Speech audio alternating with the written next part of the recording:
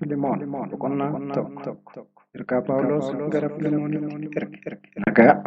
Ani Phaawulos Kiristoos Yesuus jedhee hidhamee utuu hin jiru Timootewos obboleessa keenya wajjin gara Filemoon jaalatamaa hojiittis hidhata keenya ta'etti akkasumas gara obboleettii keenya Aphifiyaatti gara Arkiphoos wal'aansoo keessatti hidhata keenya ta'etti gara waldaa mana keetti walitti qabamuuttis kana caafuu kooti. Waaqayyo Abbaan keenya Gooftaan keenya Yesuus Kiristoosis ayyaana nagaas isiniif haa kennu. Jaalalaa fi amantii Filemoon. Yeroo kadhata koo keessatti maqaa kee dha'u hundumatti Waaqayyo koo nan galateeffadha. Jaalalaa fi amantii ati Gooftaa Yesuusii fi warra Waaqayyoof qulqullaa'an hundumaaf qabdu dhaga'eera. Wanti gaarii ta'e nu keessatti Kiristoosiif hojjetu hundumaa hubattee hojii amantii keessaa hirmaachuu kee caala akka mul'atuuf nan kadhadha. Yaa obboleessa koo ati warra Waaqayyoof qulqullaa'an garaa ciibsite. Kanaanis ani jaalala kee keessaa gammachuudhaaf jajjabina baay'ee argadheera.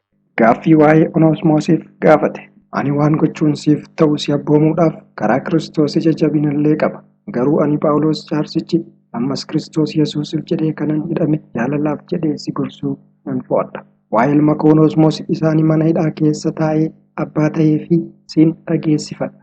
Inni dursi dhimma kan hin baafne ture. Amma garuu siif anaafis dhuguma dhimma kan baasudha. Isa deebisee gara keetti ergeera. Garaan koos isa duukaa dhufeera. Ani illee wangeelaaf jedhee yeroo ani hidhamee jiru kanatti qooda kee akka inni anaaf hojjetuuf of bira tursiisuun barbaada ture. Garuu hojii gaarii ati hojjettu giddiidhaan utuu hin ta'iin fedha garaa keetiitiin akka ta'uuf yaada kee duubaa ani waan tokko illee gochuu hin jaalladhu. Yeroodhaaf sirraa gargar ba'uun isaa yeroo hundumaa ati akka isa wajjin haftuuf ta'a. Si'achi akka obboleessa jaalatamaa isa garbichaa oliitti isa fudhadhu malee akka garbichaatti miti.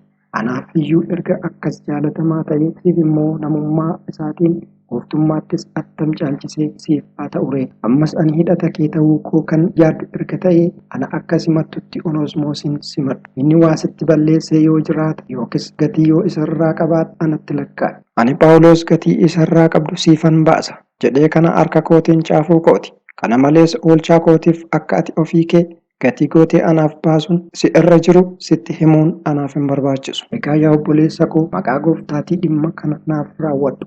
Kiristoosiif jedhiitii irraa na ciibsi. Waan ani sitti himu irra caalchiftee hojjechuu kee beekee abboomamuu kees amanattee kana siif caafeera. Achumaan immoo kadhata keessaniin Waaqayyo isiniif na kenna jedhee waanan abdadhuuf iddoo buufataa anaaf qopheessi. Gara dhumaatti nagaa dhaamuusa. Bafraas maqaa Yesuus Kiristoosiif jedhee ana wajjin hidhamee kan jiru nagaasiif dhiyeessa. Maarqos, Arisxaarqos, Deemaas, Luqaas hojiitti hidhata koo kan ta'an nagaasiif dhiyeessu. Ayyaanni Gooftaa keenya Yesuus Kiristoos hafuura keessan wajjin haa ta'u.